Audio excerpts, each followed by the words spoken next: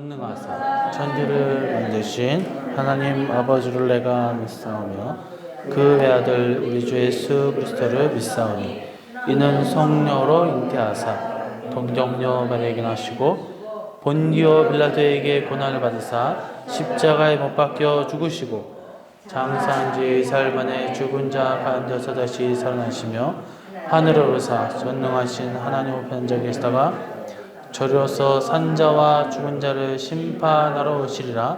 성령을 믿사오며 거룩한 공예와 성도가 세례 교통하는 것과 죄를 사하여 주시는 것과 몸이 다시 사는 것과 영원 사는 것을 믿사옵나이다. 아멘. 하나님의 말씀 보도록 하겠습니다. 레위기서 10장 8절에서 11절 말씀입니다. 여호와께서 아론에게 말씀하여 이르시되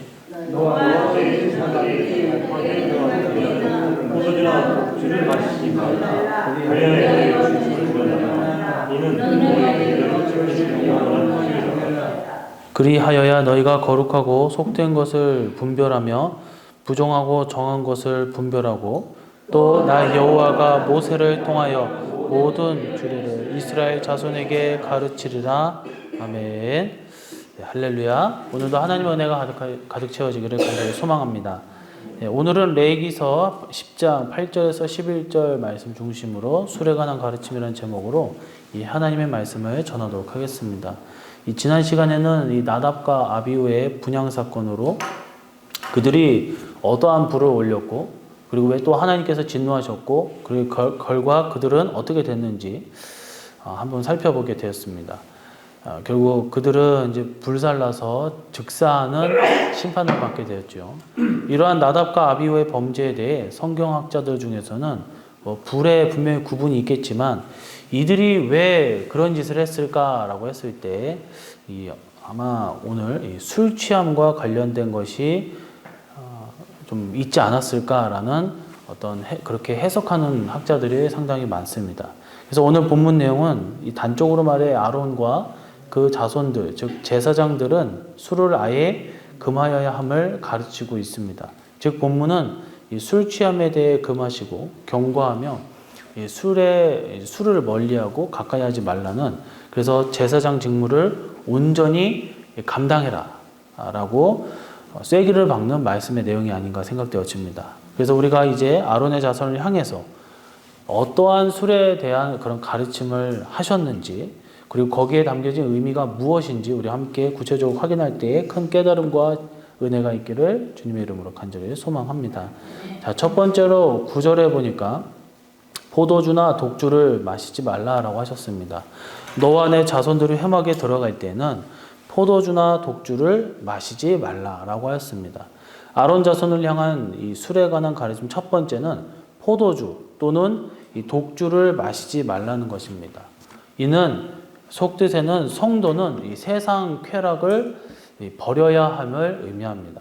이 모세는 아론과 아론의 자손들에게 이 회막에 들어갈 때 이 포도주와 독주를 마시지 말라고 했습니다. 그리고 나서 너희의 이 죽음을 면하라 라고 경고의 메시지를 주셨습니다. 회막에 들어갈 때는 이 포도주와 독주를 마시게 되면 결국 뭐예요? 죽게 된다라는 거죠.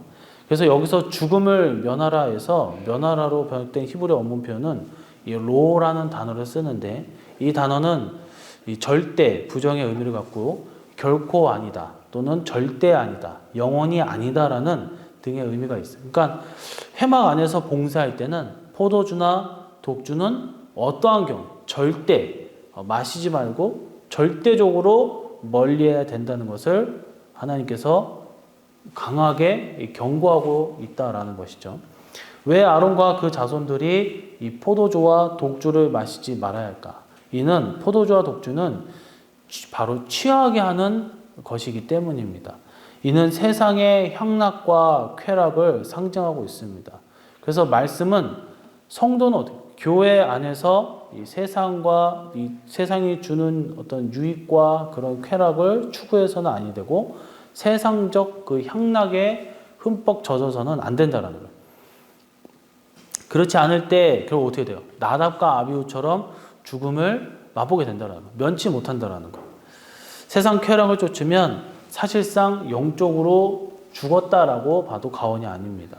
그러니까 구약에서는 술을 마시지 말라라고 말씀하셨지만 신약은 그 확실한 의미가 무엇인지를 말하고 있습니다.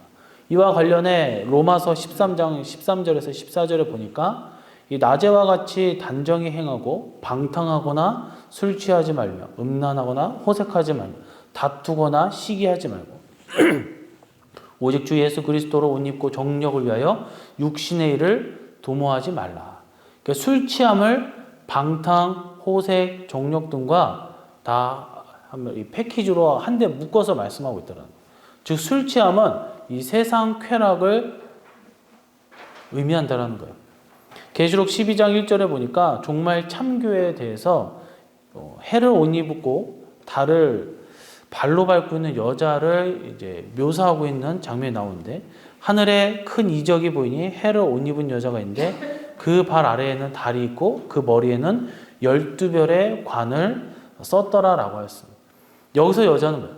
종말의 참 마지막 그 종말 시대의 진짜 교회를 뜻하며 해를 옷 입었다라는 것은 예수님의 신앙으로 무장한 모습, 달을 밟고 있다라는 것은 이 세상적인 그 어떤 것들을 다 짓밟고 죄악된 세상을 이긴 모습을 상징하고 있다는 거예요. 참교회는 이 세상과 그리고 거기에서 나오는 쾌락과 향락을 멀리해야 된다는 거예요. 요한일서 2장 15절 말씀에서는 이 세상이나 세상에 있는 것들을 사랑하지 말라. 누구든지 세상을 살아가면 아버지의 사랑이 그 안에 있지 아니하니라고 하였습니다. 오늘 말씀의 아론 자손을 향한 술에 관한 가르침도 마찬가지예요. 신약의 영적 제사장인 성도들이 세상 쾌락을 버려야 함을 나타내주고 있다는 거예요. 오늘 본문은 신약적으로 보면 그 의미가 뚜렷해지지만 사실 이는 단지 상징적 의미로만 받아들일 수는 없습니다. 앞서 언급된 나답과 아비후 사건의 술 취함과 관련한 타락이었다는 사실에 더해 술은 뭐야? 실질적으로 우리가 잘 알듯 마시게 되면 몸에 여러 가지 좋지 못한 현상들을 일으킨다는 거예요. 먼저 술은 혈당 수치에 급격한 변화를 가져와 어지러움과 이 방향 감각을 잃어버리게 만든다는 거예요. 이제 몰랐는데 유튜브에서 보니까 이 소주의 진실에서 나오는데 소주에 보니까 설탕을 엄청 넣더라고요. 그 만들어지는 과정을 보니까 소주에 들어가는 우리나라 소주 있잖아요. 그 설탕이 어마어마하게 들어가요. 그래서 이 소주는 설탕물이라고 얘기를 하더라고요. 그래서 혈당 수치를 높여줄 수밖에 없대요.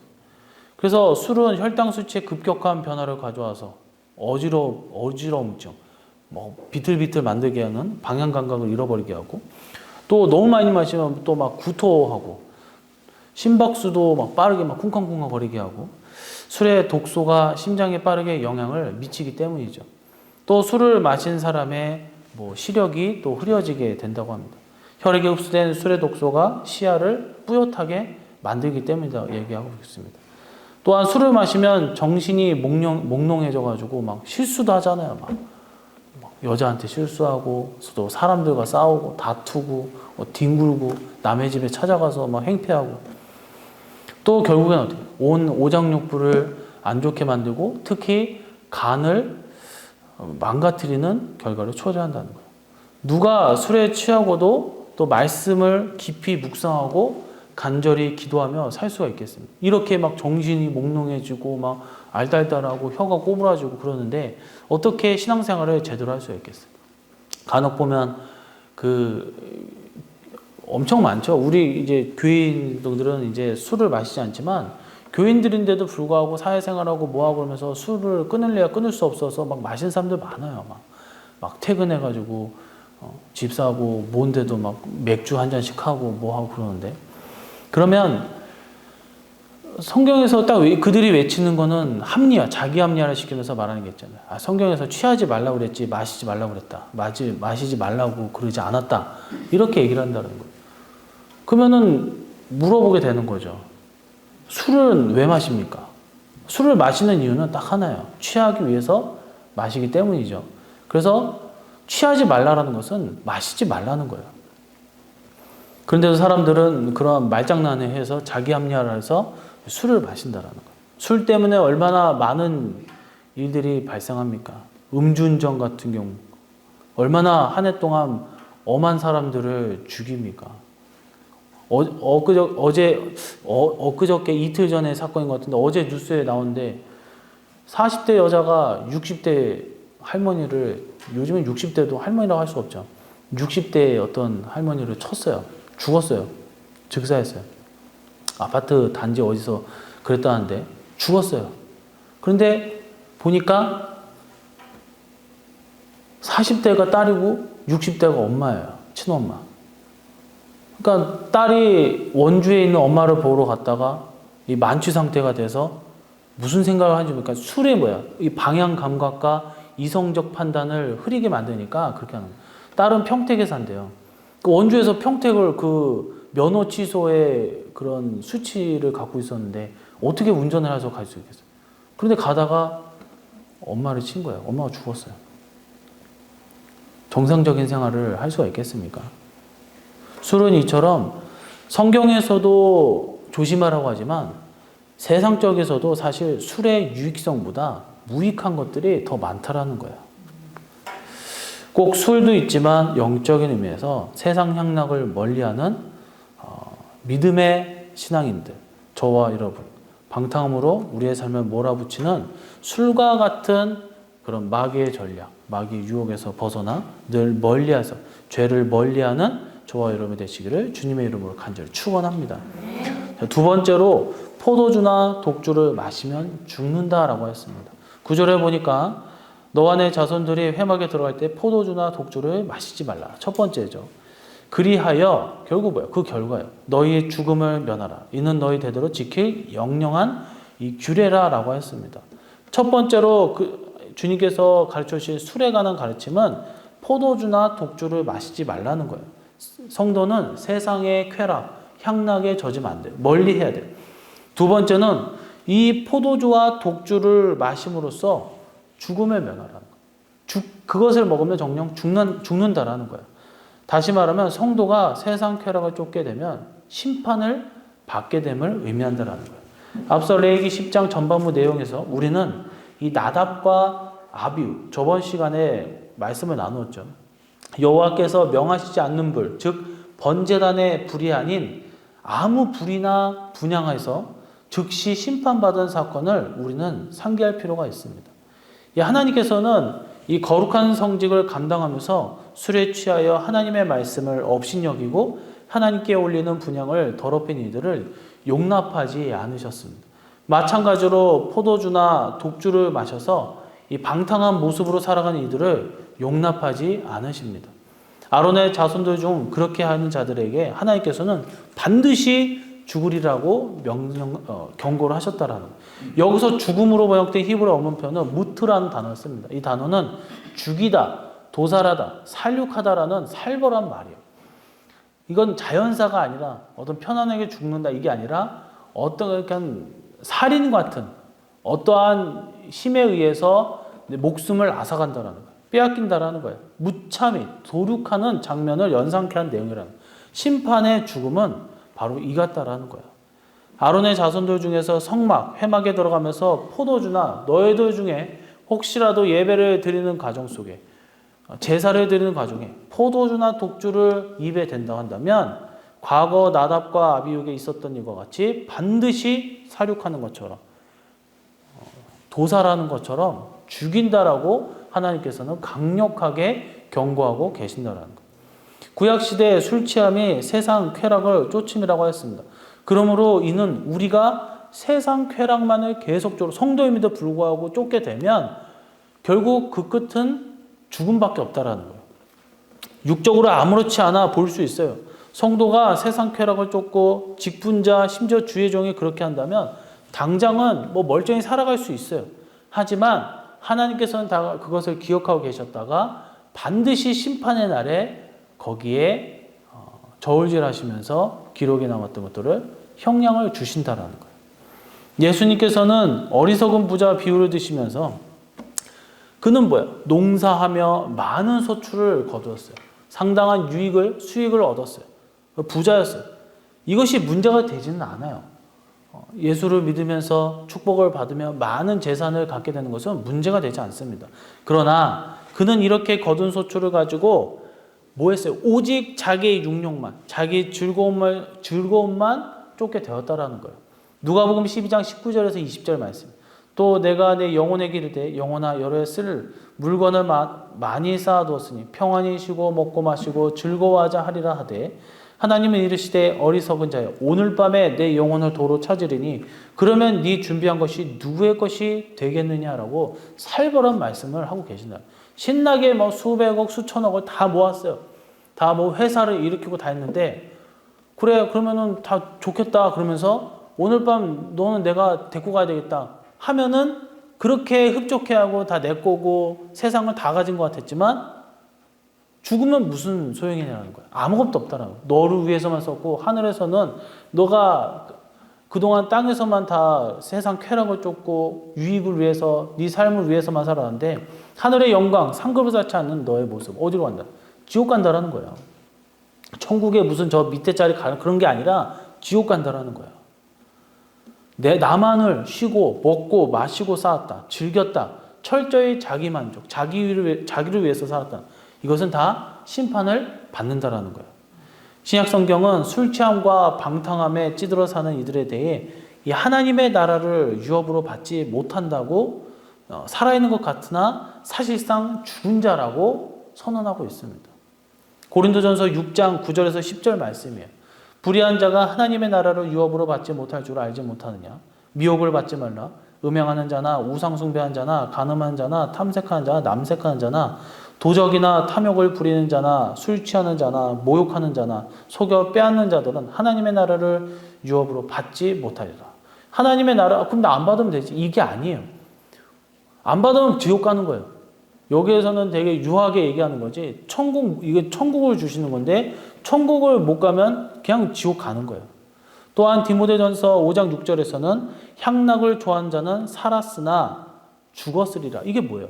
지금 당장은 살아있는 것 같아요. 내가 술 퍼먹고 뭐 하거나 살아있는 것 같아요. 요즘에 뭐 보면 그 배우 중에 유아인이 막 마약을 뭐 해가지고 막 들어가서 계속 조사받고 있지만 죽어 있습니까? 살아있잖아요. 멀쩡하게 살아있단 말이에요. 하지만 계속적으로 회개하지 못하고 그런 범죄하고 뭐하고 그런다면 지금은 살아있는 것 같지만 하나님의 심판을 받으면 지옥에 떨어질 수 있다는 거예요. 이처럼 오늘 말씀에 술 취하지 말라고 명령받고 술 취함으로 직분 감당하면 죽으리라고 경고받은 아론 자손은 곧 우리 성도들에게 주시는 말씀이기도 합니다. 우리 역시도 세상 쾌락만을 쫓아 살면 영적으로 죽은 자와 다를 바가 없어요. 최후에는 심판을 면치 못한다는 거예요. 술에 대해 향락에 대해 또한 우리가 뭐예요?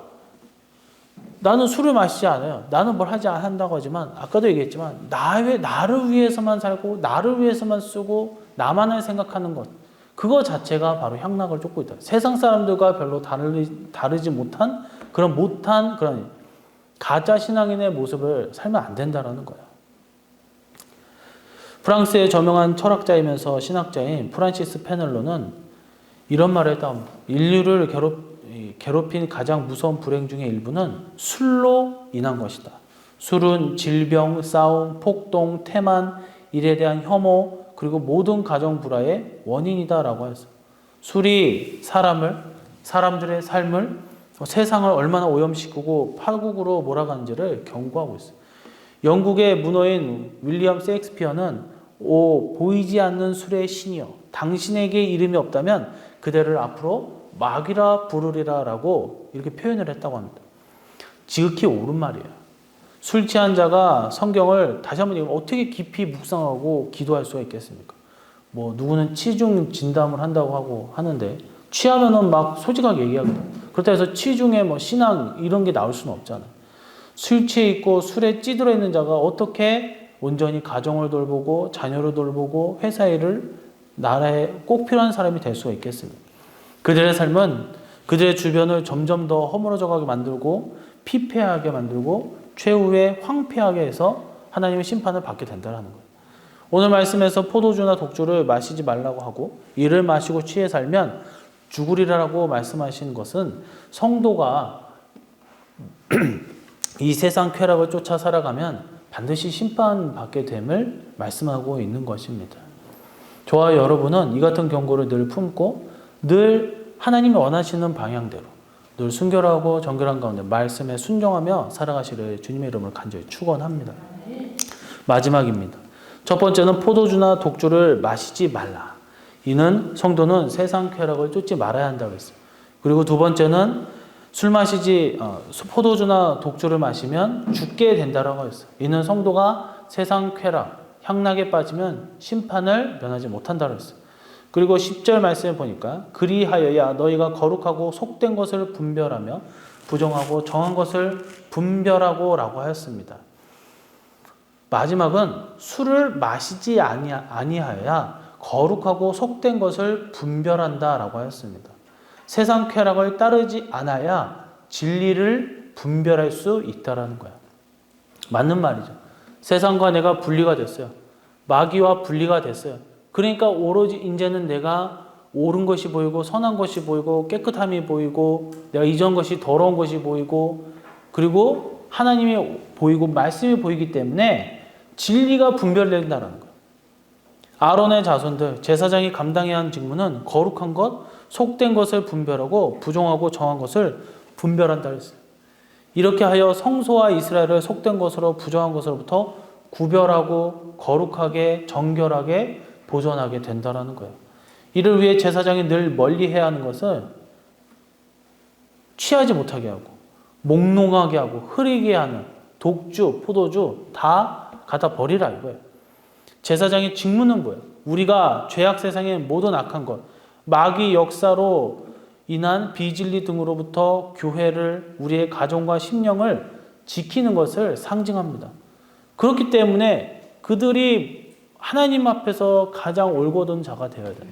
하나님 앞에서 인정받아야 되고 하나님의 일을 철저하게 지키는 자가 되어야 된다는 거예요. 이를 위해서 우리가 해야 하는 것 역시 같습니다. 술 취하는 것을 아무렇지 않게 여기고 세상 쾌락을 쫓아 사는 이들과 구별되는 삶, 거룩한 삶을 사는 거예요. 그래야 거룩한 삶, 진리를 따르는 삶을 살아갈 수 있다는 거예요. 로마서 12장 1절에서 2절의 말씀에 이렇게 기록되어 있어요. 그러므로 형제들아 내가 하나님의 모든 자비하심으로 너희를 권하노니 너희 몸을 하나님이 기뻐하시는 거룩한 산제물로 드리라. 이는 너희가 드릴 영적 예배니라. 너희는 이 세대를 본받지 말고 오직 마음을 새롭게 함으로 변화를 받아 하나님의 선하시고 기뻐하시고 온전하신 뜻이 무엇인지 분별하도록 하라라고 말씀하셨어요. 우리는 거룩한 성도로 부름을 받았습니다. 영적으로 아론과 같은 제사장의 자리에 있는 거예요. 이렇게 거룩함을 위해 부름받은 성도들은 죄악을 쫓으며 탐욕과 쾌락을 따라 사는 이 세대를 본받지 말아야 되는 거예요. 구별돼야 돼요. 그들이 앞으로 가면 우리는 뒤로 가야 되고 그들이 좌로 가면 우리는 우로 가야 돼요. 그들과 하나가 될 수 없어요. 하나님의 선하시고 거룩한 뜻을 분별하며 살아가야 될 줄로 믿습니다. 과거 방탕한 삶을 살아왔던 어거스틴을 깨우고 또한 그를 성자로 살게 한 유명한 말씀이 바로 로마서 13장 13절에서 14절이에요. 낮에와 같이 단정히 행하고 방탕하거나 술 취하지 말며 음란하거나 호색하지 말며 다투거나 시기하지 말고 오직 주 예수 그리스도로 옷 입고 정력을 위하여 육신의 일을 도모하지 말라. 술 취하지 않아야 방탕하지 않아야 거룩한 우리의 영원한 제사장 완전하신 예수님으로 옷을 입게 되는 것입니다. 에베소서 4장 22절에서 24절에 보면 우리가 이 진리로 새 사람을 입기 위해 유혹의 욕심을 버리라라고 말씀하셨어요.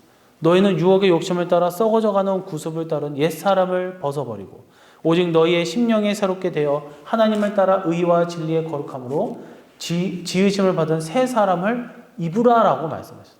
이 거듭나야 된다는 거예요. 이 모든 말씀은 다 같은 말을 하고 있는 거예요. 유혹, 탐심, 쾌락, 술 취함을 멀리해야 그것들로부터 멀어져야 비로소 진리 위에 살고 거룩하게 살며 예수님을 본받으며 또 십자가를 바라보면서 살게 될 줄로 믿습니다. 영어에 소버라는 단어를 했어요. 이 소버는 술 취하지 않은 맑은 정신의 의미가 기본 뜻이에요. 그리고 여기에 더 나아가 착실한, 냉철한, 온전한, 또 진실한, 진지한 등의 의미가 있어요. 그리고 이 단어는 최종적으로 온전한이라는 의미가 담겨져 있어요. 그러니까 술 취하지 말아야 됩니다. 우리 믿는 자들은 세상에서도 온전한 자가 되어야 된다. 그렇게 교육을 시키고 윤리적으로 윤리관을 그렇게 형성해 나가게 만들어요. 하지만 우리는 기독교적으로 말씀적으로 온전한 자가 되어야 돼요. 하나님 앞에 온전한 자, 말씀 앞에 온전한 자, 그런 자가 되시기를 간절히 소망합니다.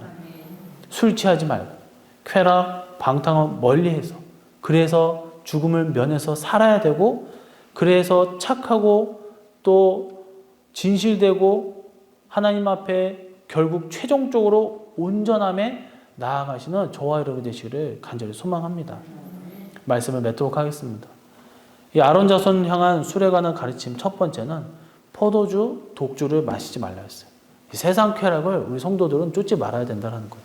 두 번째는 포도주나 독주를 마시면 죽는다 그랬어요. 정령 죽으리라. 이것은 성도가 세상 쾌락, 또한 세상이 주는 향락, 거기에 쫓아가면 결국 심판을 받게 된다는 거예요.